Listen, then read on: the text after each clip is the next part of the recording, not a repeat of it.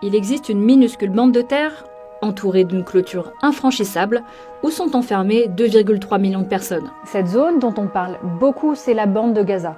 Alors comment est née cette enclave et pourquoi est-ce qu'on la compare souvent à une prison à ciel ouvert? Gaza, ce n'est pas un État, mais l'un des deux morceaux qui constituent les territoires palestiniens avec la Cisjordanie. On appelle couramment Gaza une bande à cause de sa forme, un rectangle long, coincé entre Israël, l'Égypte et la mer Méditerranée. À l'intérieur de cette bande, on trouve plusieurs districts et la ville qui donne son nom au territoire, Gaza. Les frontières de la bande de Gaza, telles qu'on les connaît aujourd'hui, datent de 1967. Mais avant d'en arriver là, faisons un retour en arrière, pour mieux comprendre le contexte. En 1947, l'ONU vote la division de la Palestine, sous protectorat britannique, entre un territoire juif, Israël, et deux portions de territoire arabes, Gaza et la Cisjordanie. Cette division s'opère sans l'accord des Palestiniens qui y habitent et des pays arabes voisins. La création de l'État d'Israël en 1948, les Palestiniens vont l'appeler la Nakba, c'est-à-dire la catastrophe, car elle va entraîner le déplacement forcé de 700 000 personnes. Et parmi ces déplacés palestiniens, une partie va choisir comme refuge Gaza, occupée par l'Égypte à partir de 1948. Durant cette période, la population de la bande de Gaza triple. En 1967, la guerre des 6 jours fait basculer l'équilibre de la région. Gaza est désormais occupée par Israël.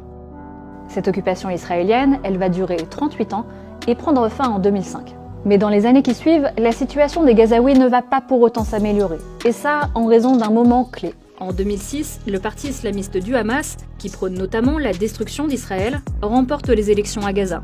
C'est le début d'un grand changement politique. Le parti historique, le Fatah, est écarté du pouvoir à Gaza, après une guerre civile qui fera plus de 600 morts. En réaction, Israël, soutenu par l'Égypte, impose un blocus autour de la bande, qui est toujours d'actualité.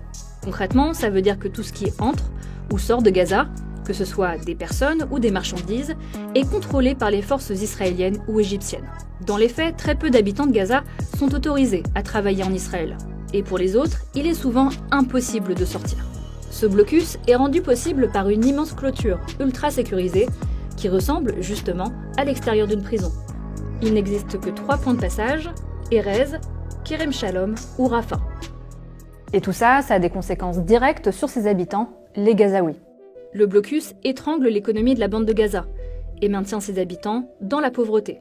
Selon l'ONU, plus de 60% des Gazaouis ont besoin d'une aide humanitaire. C'est aussi l'une des zones les plus densément peuplées du monde.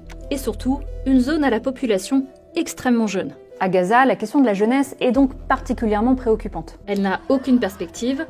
Plus de la moitié des jeunes est au chômage et vit au rythme des violences. Face à cette situation unique, ils sont nombreux à souffrir de stress post-traumatique. Et toujours selon l'ONU, un enfant sur 2 a besoin d'une aide psychologique. En 2009, Antonio Guterres, alors patron de l'Agence des Nations Unies pour les réfugiés, rappelait qu'il s'agit du seul conflit au monde où les gens n'ont même pas la possibilité de fuir. Une situation d'autant plus dramatique que depuis les attaques meurtrières du Hamas en Israël, le 7 octobre 2023, l'armée israélienne multiplie les bombardements sur Gaza. Israël a totalement isolé le territoire en mettant en place un siège total qui prive la bande de Gaza de carburant, d'eau et d'électricité. À ce stade, et en l'absence d'un corridor humanitaire, aucun habitant de Gaza ne peut fuir pour se protéger des bombardements. À la date du 13 octobre, on comptait déjà plus de 1500 morts dans la bande de Gaza.